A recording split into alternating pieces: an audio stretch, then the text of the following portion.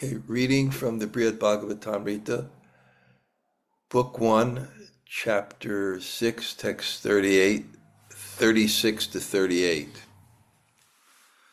Om Namo Bhagavate Vasudevaya, Om Namo Bhagavate Vasudevaya, Om Namo Bhagavate Vasudevaya.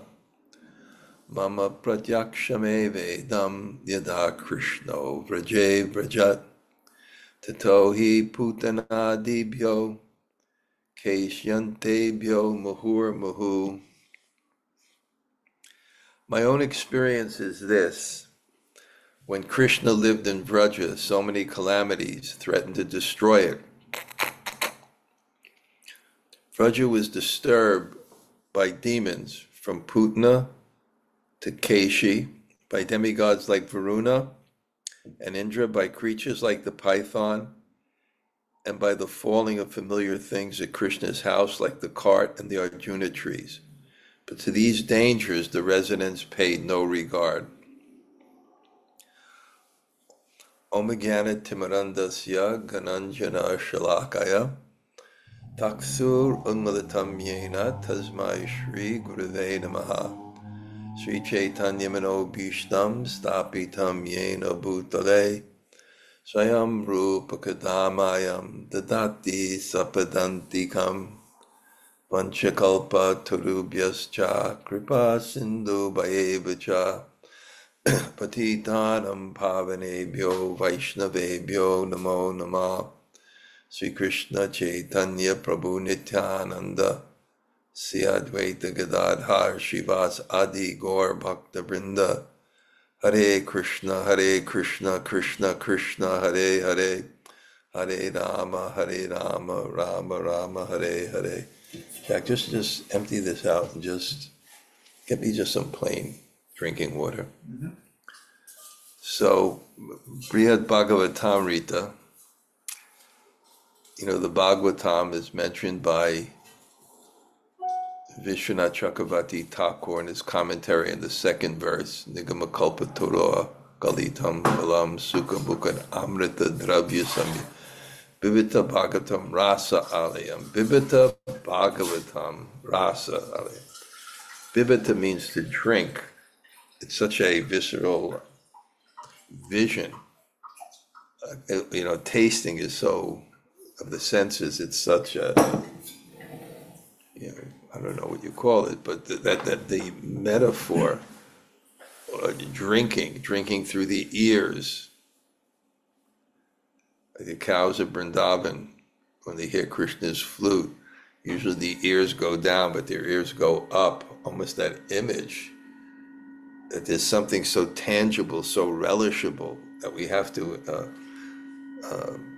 encapsulate it. So, Bibita Bhagavatam, but the real, that rasa, this is, Krishna's pastimes, and rasa means heightened love. It's when love comes to its perfection. It's also our relationship with Krishna, but it's also when that relationship, dasya rati, becomes dasya rasa. Madhurya rati becomes madhurya, the bhav. When it's matured, when the bhava is matured, it becomes rasa, becomes height and perfection. And you really see this.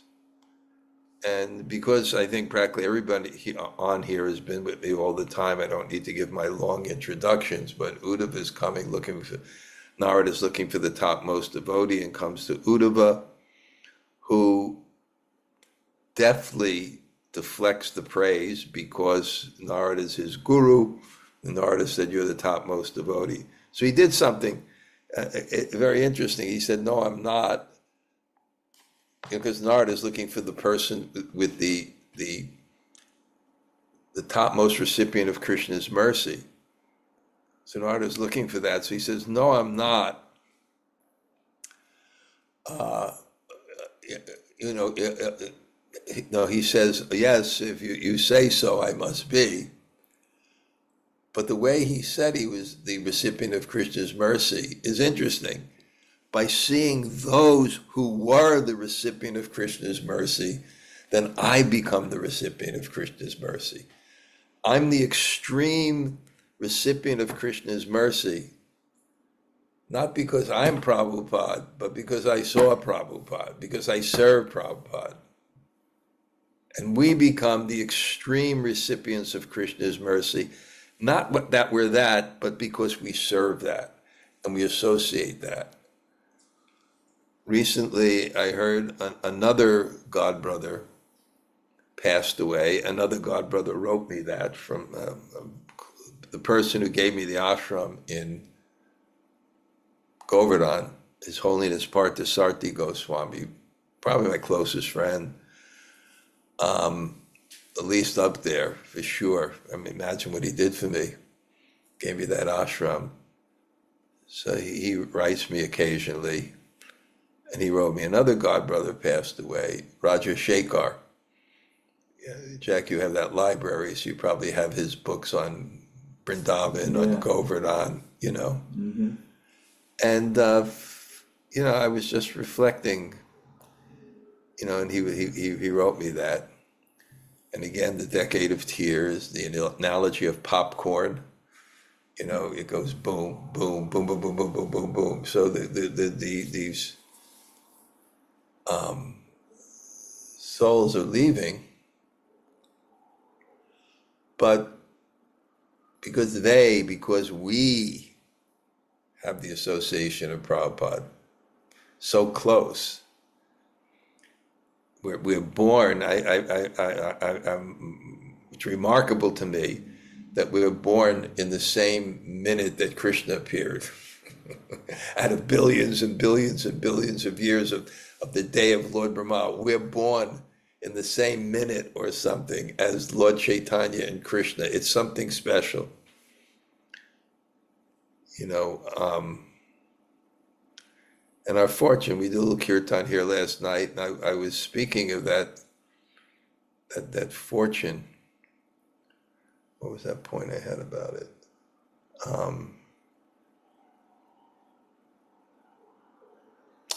Yeah. And when I think of that fortune, I think, you know, we all carry something that's seemingly inauspicious.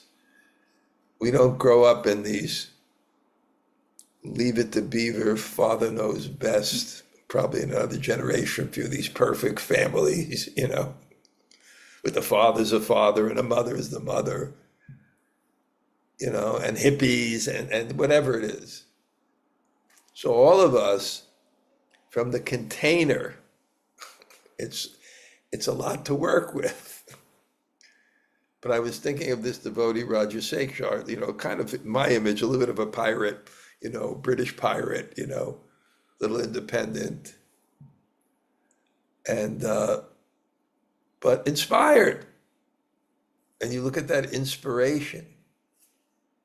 And that's what I was saying. And I always quote that Bhakti Sandarbha, devotion in the form of kirtan is unlimitedly merciful to those who are devoid of a sense of false prestige. Therefore, Kali Yuga is auspicious, because it's really hard to get prestige. You can pretend, but you don't really get prestige. It's just, you don't get it, you know. Even any way to succeed, people look at the quality of your life, you know, what it is. So, but this rasa, so Uddhava looking for that topmost recipient of Krishna. As I was making the point, the topmost recipient. He says no. He says, okay, I am, but then says why he is, because I've had that. I saw that. I saw the devotees. And again, that makes me reflect on God brothers leaving and not ordinary souls to come to Prabhupada's mission and give their life fully, you know, but their inspired side, somehow, Brahmanda Brahmate Konya Bhagavan Jeev Guru Krishna Pasadi by Bhakti Lata Bij. wandering from universe to universe, to species of life to species of life, until by the mercy of Guru and Krishna, one gets that seed of devotion. I thought, on this WhatsApp group, I have to come up with a realization. All of a sudden it's Wednesday, I already committed, I got a realization. So what was I thinking? If I had faith, I would, and fill it in. I would give up social media. I'd get off Instagram. I would chant with concentration at least some part of the day. The things that we can do that we don't, just like it says one of the offenses to maintain material attachment. It doesn't mean things that it doesn't mean things that are not integral to our motive. We love our friends, it's not against bhakti. We have different types of relationships, it's not against bhakti.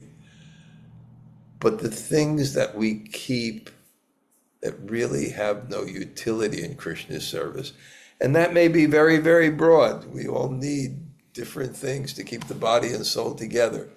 But when we consciously step over that, when we don't have to. So anyway, this association, so he says no. He says, okay, yes, but the reason is because I saw the gopis. Last night we were reading Krishna book, and we went from Jack's library, we got out the big Krishna books, and just those old stylistic pictures. They weren't like by the greatest artists in the world, but they had the greatest inspiration. And the simplicity of it, just the paper and the way it's designed, the whole book. We're just reading one pastime of Krishna. So sweet. The simple village life, the simple bhakti, they're all dedicated with Krishna. Anyway, I picked the book up and I let it fall open. It was Krishna steals the garments of the unmarried gopis, so we read the pastime. And the last line, I think it's Prabhupada, I'm not sure, I'd have to see in the Sanskrit, And after, spending the morning with the unmarried gopis, then Krishna spent the rest of the day with the boys. He spent the rest of the day with the boys. So now Uddhava comes and says that, and then to reconfirm his real heart that he's not the topmost recipient of Krishna's mercy, that he's a humble soul seeking for Krishna's mercy. He says, so the gopis, that's it. My pride was crushed to dust. I saw the gopis. And then there's this discussion. I'm not saying whether it's historical or some discussions, how much is this historical, how much it doesn't really matter. The rasa is a reality. And in the literary sense, this whole discussion that's ensued, disagreeing whether the residents of Vrindavan are the topmost recipients of Krishna mercy, on one sense, because of how much they love Krishna, they are the topmost recipients of Krishna's mercy. On the other sense, how much they are suffering in separation, how can you call them the topmost recipients of Krishna's mercy? But either way, they're the topmost recipients of Krishna's mercy. Whether they're because of their love, whether externally it appears suffering or not, but that's the point. That's the recipient of Krishna's mercy. I read something yesterday, I'm just going to repeat it real quickly today, on that book, A Journey of the Pilgrim. that I started reading, which I recommend everybody reads, actually. Jack also told me he recommends that book to people. He's read it many times. It's really amazing. But it describes that this, I'm just showing Bhakti, that this pilgrim, he's searching, because he read in the Shastra, in the New Testament, that one should chant unceasingly. So how is this done? This is also a question that comes up in the Bhagavatam, because when the initial recommendation of Sutta Goswami to the sages of Naimisharanya, the initial recommendation was, therefore chant here, remember, constantly. And then the question comes up, it's implied, and the acharyas know it's implied. When someone hears this, well, how the hell do I do this? And then the answer is Shuddhanasya Vasudeva Katarasi Sahat Mahat Sevana Vipra Punyatir, by association of the devotees. That'll bring you to that platform. So anyway, he's on this quest, and then his treasure is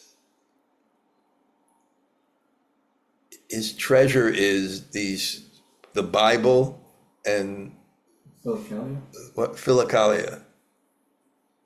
I also had those books. These books. And then he gets robbed, and he's in the forest because he just, he's really a Bhajananandi, and he really wants to, just perfect this Jesus prayer. And that's what I'll write today on my WhatsApp realization for yesterday. It was too long, because I didn't have time, but I got it down now. Chanting me, because he's chanting the Jesus prayer. Oh Lord Jesus, please have mercy on me. So my inspiration was, we have the Hare Krishna prayer, and we should mean what we say. We should mean what we say, and you can't mean what you say unless you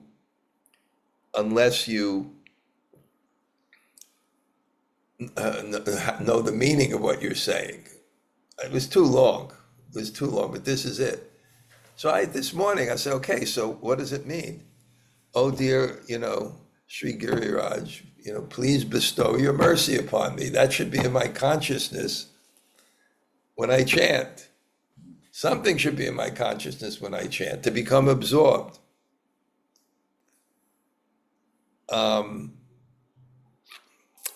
So he's in such distress, and then he remembers his guru, the abbot, and some quote from the Bible, but the basic of it was, soon your joy will far surpass your present suffering. That's the faith of a devotee. And therefore, the present suffering is helping you to achieve that. That's our consciousness. That's our understanding of what the world is. And stretching that, but you really it's connected with why bad things happen to good people. So now just getting to this, so in this expression, either way, of their being the recipients of Krishna's mercy because of their love, you focus on their love. Now, Mother Rahini is objecting because she's going to focus on their suffering, the crying of Mother Yasoda. Even a stone will melt, even a thunderbolt will shatter. That kind of suffering, the cries of her suffering will bring one to that platform.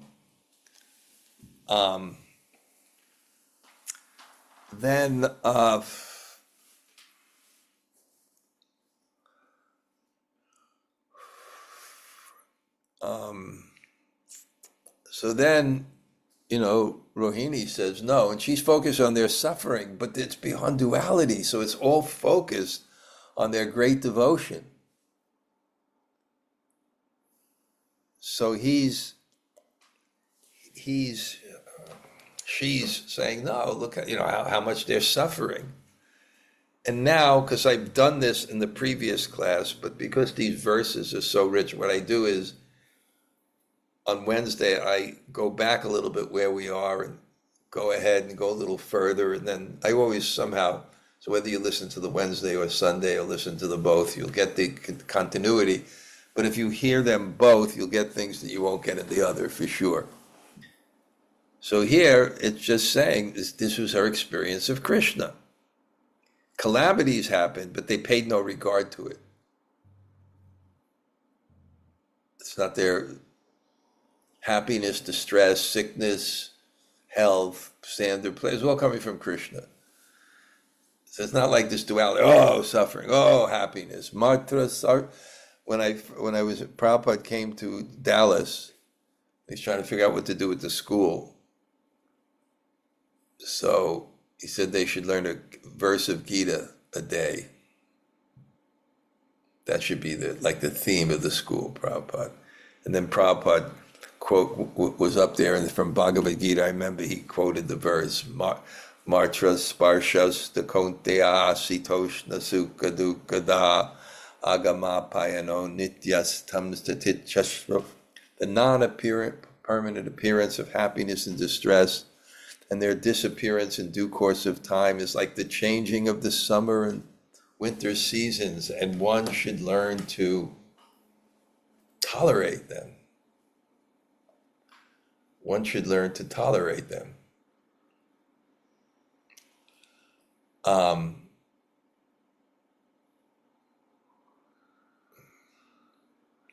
So the danger is the happiness. It's not like, oh, this is happening. That no, their focus, Krishna's happening. Krishna's happening. When Prabhupada was in Delhi during the Indo-Pakistan War, and there was a blackout during that Indo-Pakistan War, and then someone, Prabhupada, in the morning, because the planes, a real war. It's a heavy thing. I met one military commander on a train once, like a real Kshatriya. He was such an incredible person, and he told how it's a little diversion, but I'll get back to the Prabhupada and the bomb. But this is an interesting story. He told me the whole story where his family came to see him because he was a commander in Kashmir. So they couldn't stay there. They could only visit because it's dangerous. So he's picking up the airport, and then when he's riding back, he sees that there's some police cars and everything, and some terrorists had taken over a building, and he ran into the building. And a grenade didn't detonate. And but they shot him. And then he saw like some shadows, and he killed them both. And he was in the hospital for like 8 months. And they gave him a full military discharge for the rest of his life. But he wanted to go back to his troops. And then he told me what India's nuclear policy was. It's not first strike, but if Pakistan attacked India or something, he told me the Indian brigade would go right through the whole center of Pakistan and split in half. That was their thing. If there was a war, if there had to be a war like that, and if they used a nuclear bomb, they would wipe out the whole country. So there was that tension. There was tension. So they had a blackout in Delhi, and the reporter said to Prabhupada, what would happen if a bomb was coming to you? Hare Krishna, I would see Krishna. I would see Krishna. We have to come to that platform. My God, we can get so overwhelmed by what's happening today. It's unbelievable. Let's not forget that Krishna is somehow in control. But it's madness. Global forces really trying to take over the world. That's no joke. That's no joke. and then populist forces responding, right? Want you save us from the globalist forces, but eat more meat. You know, you almost can't win, you know, what side you go. But these dangers, they paid no regard to these dangers. It's a message for us not to be caught in the world. And it's hard not to, right? You could be in Gaza, you can be in Israel, southern Israel, when the attack happened. People in New York, sometimes you hear in the news, at random now, people just smash people. Who knows, maybe it's just reported more, but I do think that things are becoming crazier and crazier.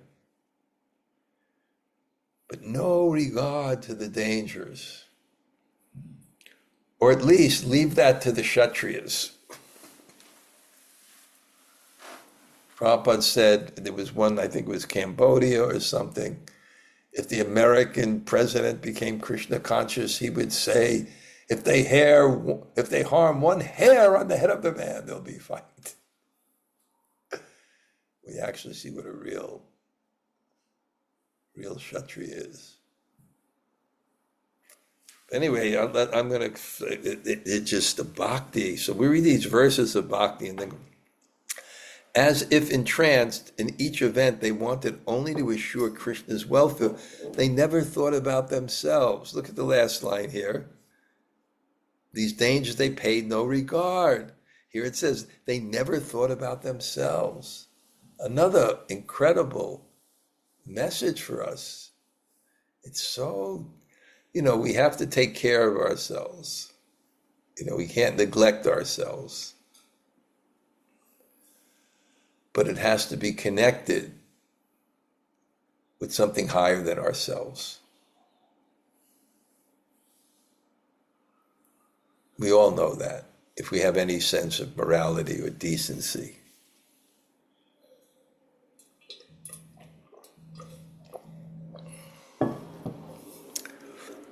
It has to be connected to something higher than ourselves. And we'll put love with a small L, love with a big L, but love. Really thinking of others before yourselves, and at the highest level, never thinking about yourself, because it's the highest level of love. And even with Radha and Krishna, described in the Ramananda Samvad as the height of devotion. That's what it is. Krishna loves Radha so much, he forgets he's Krishna. And Radha loves Krishna so much that she forgets she's Radha. And then there's a kind of merging, not an impersonal merging, but a merging in consciousness. Of course, Radha and Krishna are one. They separated eternally, so that's not an impersonal merging.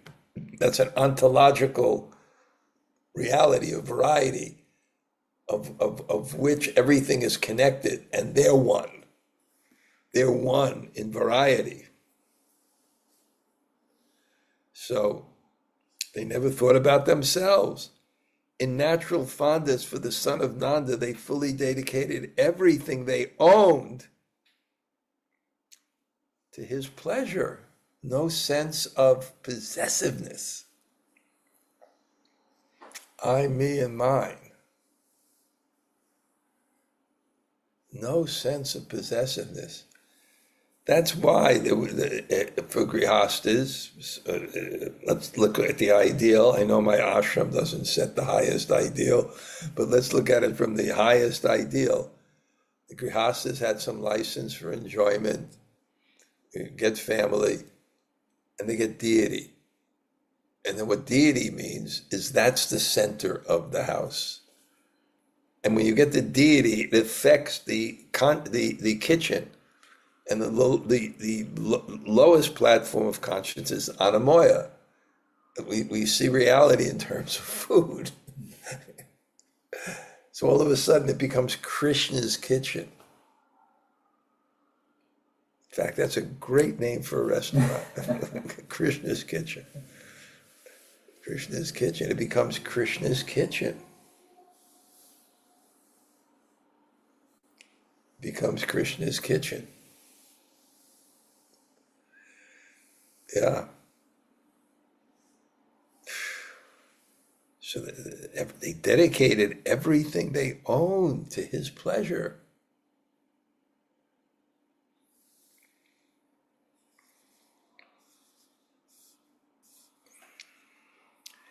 Even then your Lord did nothing to help them, and who could bear to hear me say what he was doing now to accomplish the goals of his other devotees? So this whole thing, are they favorable? He's saying here for these people, not in Vrindavan, to help these people who dedicated everything. They have no personal desire for themselves. They're suffering so much. And this will also be a segue to how much Krishna loved them. Because it's going to have to be explained why he didn't go back. And why he didn't go back had to do with his love of them. But that has to be brought out here, otherwise it can be confusing. Why isn't Krishna going back? And if he's in his room and he's so disturbed in separation from them that he's not getting up, and that's why they're all out on the terrace. So why don't you just get on a horse? I don't want to boss Krishna around, Come on, get one of those nice chariots. Take a ride. It's not that far, right?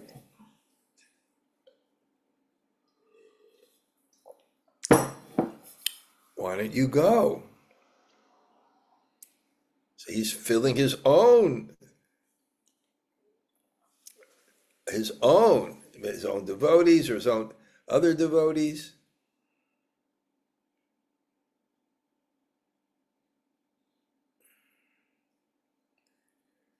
So now he's going to stay here for the rest of the life and leave these people suffering.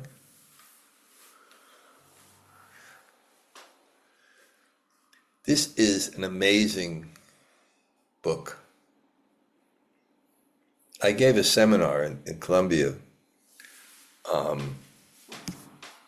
mission of Lord Chaitanya. The mission of Lord Chaitanya. What was that seminar? I forgot the name of it, but just trying to present. And the expertise of Sanatana Swami in presenting it. So expert. I mean, I really got into his mind and what he did. What he did was phenomenal. Because again, he's focusing on how can he explain this? There's us common people, it's written for us. And it doesn't coincide with how we understand these things. We don't understand despondency and eroticism in terms of selflessness and devotion. So how to explain this? Si prikshit uvacha tatshrudva dushta kamsashya janani trishta cheshtata jarahata vichara sashira kampun abravit. Si Parikshit said, upon hearing this, the mother of the wicked Kamsa spoke out, her head shaking, her manner bold, her judgment spoiled by old age. So within that rasa, there's also someone who's against. Because that also brings out the love. The height is drama. So someone has to play that role in drama, whether it's story or whether it's reality. Love does not come to its height without drama. That's the ultimate reality. That's what we understand from Bhagavatam. So it has to be. So this is Kamsa's mother. And Ugrasena is not Kamsa's real father. It was Drumila. Some demon dressed as Ugrasena seduced her. So he's an SOB. Kamsa is the Adi original SOB. These days you don't know what you said. You may have offended someone, you know. But I'm all for going to the edges in terms of humor, even risking. Maybe I said something wrong. Padmavati was not at all ashamed of being the mother of Krishna's great enemy, begotten by the demon Drumala. History records show that when Kṛṣṇa killed Kamsa, she lamented uncontrollably, even though all intelligent persons were pleased at her son's death. Well, anyway, give her credit for that. You know.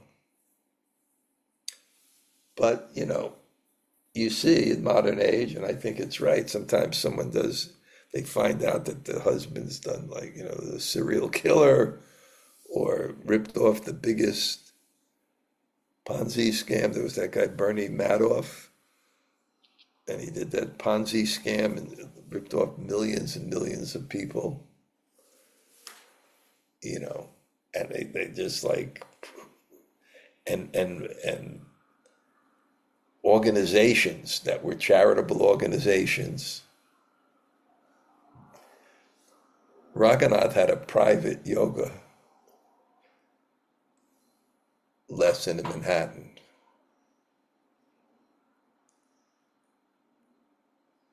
And then it was either a lady or a man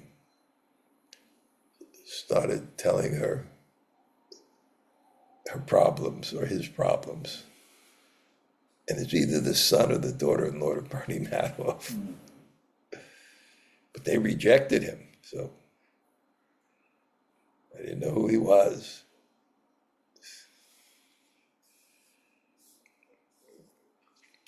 So this is what Padmavati says. Just see, since childhood our Kṛṣṇa has stayed in the forest full of thorns to guard the cows of those merciless cowherds. So now she's going to get into it too. And whenever there's an against, it brings you know, if it's wrong, you have to accentuate the positive. So sometimes glorification comes in opposition. So she's saying, you think that they're the topmost, you think this, now she's saying, you're saying they're great devotees of Kṛṣṇa, right? Because they're suffering. No, because you saw how much devotion they had in separation. And you said that they're not recipients of Krishna's mercy because they're suffering so much. Because she says, I'm not sympathetic to them at all. They sent him out in the forest without shoes and full of thorns all day. They slaved him. They never paid him. He didn't even get minimum wage. He didn't get any benefits. Nothing. It was actually child exploitation, child labor. Instead of going to school, they say he was only 6 or 7 years old. They already gave him a job. What nonsense is this?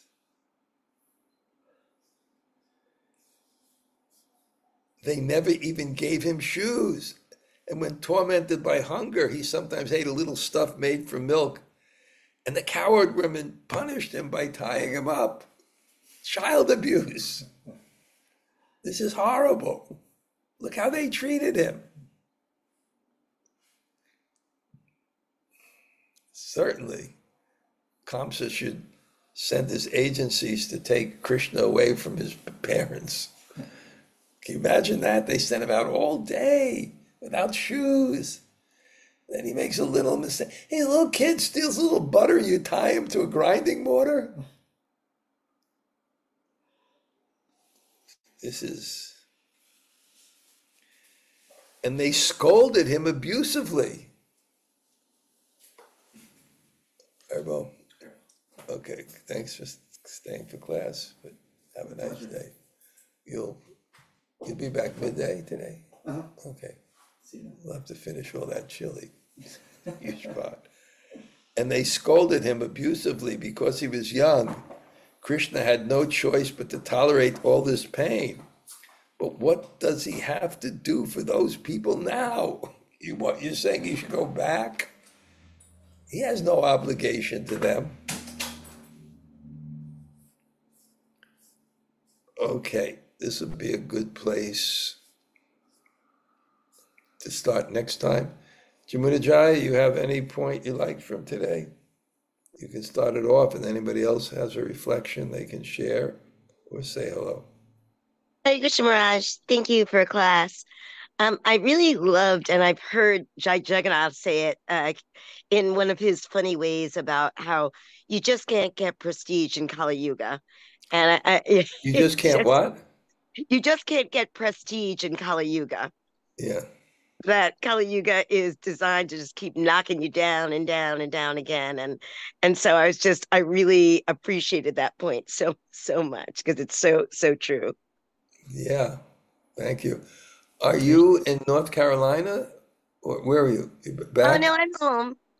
I came down with the COVID, so I am very much home right now, sort of couch bound for a few days. It's like it's a flu, right? It's not. Yeah, it's just it's mainly in my nose and I got a bit of a sinus headache. So it's not bad. My husband got it, so you once he got it, we live in such a small place, it was only a matter of time until I got it. So Okay. yeah. Good. Gail, you have anything today? Hare Krishna Maharaj. Yes, thank you. You know, when you were a couple point I missed when you were saying how, the gurus will be, popping off like popcorn. And you were connecting that to, I think, the fact that, we're blessed not to be, great sadhus like Prabhupada, but to have the association and service. Were you making that connection? I was making this is the connection I was making. I'm just reflecting that so many devotees are going, and we're fortunate to have their association. And what Mm-hmm. we're fortunate to have is their inspired side, that Mm-hmm. they took shelter and they dedicated their lives. And I think it's such an important point. And I was mentioning this one devotee that they just mentioned. We have his guidebooks, so we're grateful to him. He has guidebooks in Vrindavan, and I know him.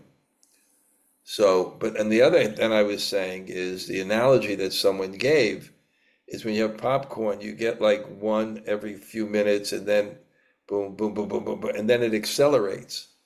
So what's happening now is as most of the disciples of Prabhupada were somewhere within 3 or 4 years of 1950. So they're practically all in their 70s now. Maybe a few are joined a little younger and maybe in their late 60s. But most are in their mid 70s. And, you know, that's when people leave. So I'm just saying, Gopal Krishna Maharaj just left, and now this other devotee, and there was another devotee that left. And I got a nice letter from Mother Sangeet in Philadelphia. She's a hospice care, and she wrote a book about that for ISKCON and things like that. And she liked my article, Decade of Tears, and she says she's hearing every day someone's going practically. So that was the point. Yeah, that's what I thought. Just one other thing, Maharaj, is when you said that, we basically you're trying to say that we have to take what our needs when it comes to like material things for the higher purpose. So it's not that, we shouldn't have friends, but because that's not against bhakti, but if our friends are like not terribly Krishna conscious and we have like attachment to those friends, then doesn't it become against bhakti then?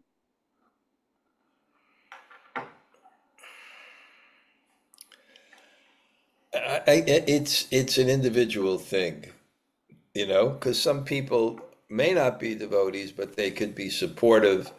They can play a role in one's life. You know what I'm saying? They can Mm-hmm. be someone you call. They can be someone that's there to help you. You know, there'd be someone that you need to help. So it's really, depends. But Yeah. if they're antagonistic to bhakti and are not supportive of what you're doing, then that doesn't seem to be something you need for Krishna consciousness. Hmm. Yeah, like you said, I think it has to. It's a very individual. It's an individual thing. Because there's a lot of details, right? Right, and there's different ways to relate. There's also relationship of compassion to people Hmm. who don't have bhakti. But but the inimical we avoid, that's against bhakti. But others, it depends. It depends what the relationship is and what the need is, and Yeah, because I'm thinking that, if you're having some kind of emotional attachment to somebody who isn't Krishna conscious, that might not be terribly healthy either. it's anyway. Even Maybe, okay. probably depends who they are. Okay, all right, Gail. Thank you. Okay. And by the way, I do think that even Beaver had his problems. But it was look, there was a father that was a father and a mother that was a mother. I know, but I'm just saying we only saw the television Beaver. So. Gail, don't reveal your age because you're the only one that knows what I'm talking Reruns, about. And reruns, Maharaj. I see reruns. it constantly comes up that the things that I say, you're the only one that knows. Okay. Okay. All right. Good. All right. Anybody else say hello? Share reflection. Hare Krishna Maharaj, this is Krishna-katha. Thank you so much for the class. I very much impressed when you said that we are not to caught in the world, but we are to be in devotion instead. I didn't say we were not to be what? Caught in the world. Yes, thank you. Thank you. Thank you, great. Thank you so much. Yeah. Okay, good. Anybody else say hello? Hare Krishna Guru Maharaj, Tota Gopinath here. Great to hear from you. See you tomorrow, Tota. Okay. Haribo, yes. Okay. Anybody else? Hare Krishna Maharaj, this is Hemala Tarrada. Shakishar. Thank you so much for class, Maharaj. Wow, it's so great. The people that are regulars, it's so nice. We didn't have this facility 10, 15 years ago, but this is great. Okay, anybody else? Hare Krishna Maharaj, this is Yavat Sundari. Thank you very much for class. Haribo. Haribo. Thank you. Very nice. Love your name. Yeah, thank you. And that's what you gave me. Very unique name, right? Yeah, it is. Thank you very much, Maharaj. Thank you. Okay, anybody else? Hare Krishna Guru Maharaj, Slal Govinda. Thank you for class. Haribo, wow. Cool. Is those classes from Colombia up anywhere? Did anybody ever post them? They are. Write Rati and see if he has them up anywhere, and then let me know, okay? All right. Thank you. Cool. Anybody else like to say hello? Hare Krishna Maharaj, Skeli Nikunja Dasi. Thank you for class. Okay. I mostly like when you say that we also are always thinking what is happening in the world and we should think that is Krishna. Krishna is happening. I love it so much. Thank you. We have to, because it's so crazy what's happening in the world. It's like we can just get swept away with the duality, especially since the media puts an eye on anything, and not only anything, but as much bad news as possible, because that's what sells. So it kind of creates anyway, there's problems in the world, but there's always been problems. Okay, thank you. Nice to see you. And I hope I see you in Kartik. Is there a chance you'll come? Yes, there is. Thank you. Okay, Haribo. Anybody else say hello? Hare Krishna Gurudev. Jai Sri Radhe. Haribo. Thank you so much for the class. Thank you for being on. How is Kentucky? It's getting together slowly but surely. Okay. we're working on a tiny house now, and that can be our guest house in the future. And I was thinking that it can be your bhajan kutir. I'm ready. I'm ready to go to Kentucky. In fact, I have plenty of time when I'm here. I have so much time, I think I have to go back to India.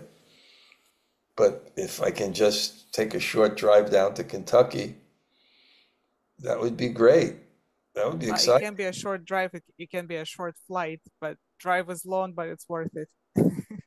Well, it's not like driving to Delhi. Right. You're right. Okay. Okay. Haven't seen you in a while. All right, well, see you next week, right? Yeah, we'll be there. I miss you, Okay. Gurudev. We'll be there. Okay, Haribo. Hare Krishna. Anybody else like to say hello? Hare Krishna Maharaj, it's Yvette. Thank you so much for class. Oh, Yvette, Hare Krishna. Hare Krishna. Okay, great. Anybody else? Hare Krishna, Guru Maharaj, Vrajradhe here. Okay, so I'm looking forward to going to your house. Thank you, Maharaj. Great. Okay, anybody else?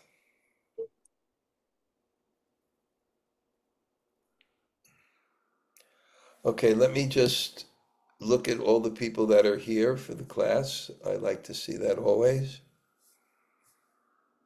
Nice. We got a nice number of people here for Tuesday. Well, thank you all for coming. Okay, Vanchakalpa Trubhyascha Kripa Sindhu Bhaye